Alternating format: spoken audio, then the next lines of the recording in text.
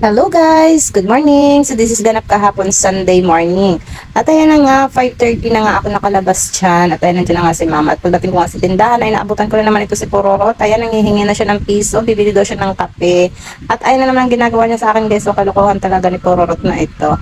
So ayan na nga, hindi ko na nga nabidyohan ang aming pagdi-display dahil nga nalobat ako. At ayan na yung pagkatapos namin mag-display. So wala namang bago. Ganun at ganun pa rin naman ang aming ginagawa tuwing umaga. So ang nabawas nga lang dahil wala kang pasok kahapon na hindi ako naghatid sa mga bata.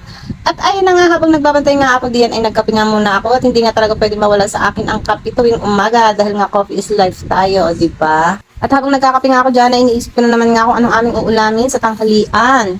So dahil nga nakapagpatama si mama sa weteng at may balato siyang 500, kaya ayan, ibibili na lang namin ang pang-ulam namin sa tanghalian. So napagdesisyon ko nga na maglalaga na lang ako ng baboy. So ang binili ko nga ay kalahating pata at saka kalahating liempo.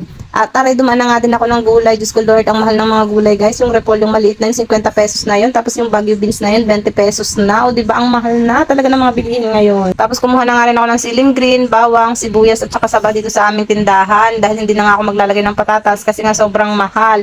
So ito na nga lang aking ilalagay. At ayun na nga, nakauwi na nga ako sa bahay at nakita ko nga to si ate. Sabi ko, akin na yung aking resibo ng kuryente. Dahil sa kanila nga pumapatak ang resibo ng aming kuryente. So ayun nga guys, nakakatuwa at bumaba nga ng 700 ang aming kuryente ngayon, o diba? Napakalaking savings nun guys. At pagkapasok ko nga ng bahay, ay nilapag ko nga lang sa kusina yung aking mga binili at daladala. Tapos isinuot ko na nga itong waist trainer dahil nga umaasa pa nga ako na ako'y papayat, o diba? Asa yun?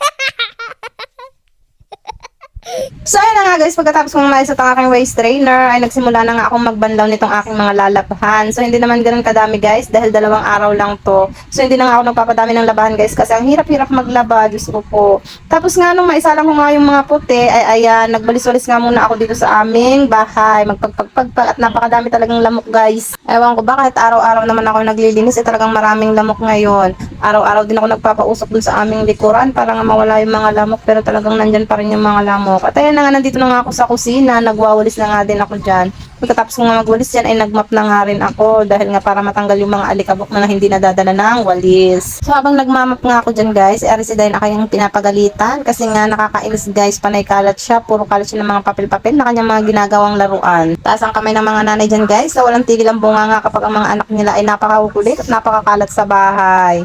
At ayun na nga, pagkatapos ko nga magmap at magwalis ay naskaso ko naman tong aking lulutuin sa tanghalian. Ihahanda ko nga muna ito habang hindi pa naman tapos ang aking winawashing. Hinugasan ko na nga rin dyan yung karne, tapos ang mga gulay naman ay ginayat-guret ko na yung repolyo, yung Baguio beans at saka itong saging. Tapos kumuha din pala ako ng pechay dun sa likuran guys dahil may pechay nga kaming konti doon. So akin nga kinuha at ilalagay ko na nga rin dito at mahal naman ang gulay kaya pagtsagaan natin yung aking mga pechay dun sa likuran. O diba? Pag may itinanim, may aanihin. At ayun na nga, pagkatapos ko nga ma-prepare lahat ng ingredients ng aking lulutuin, ay isinalang ko na nga dyan yung karne para nga lumambot siya. Dahil alam naman natin, ang karne ay matagal-tagal lumambot. So habang nakasalang nga yan dyan, ay ako'y magbabanlaw na ng aking mga labahin. So that's it. Wait for part 2.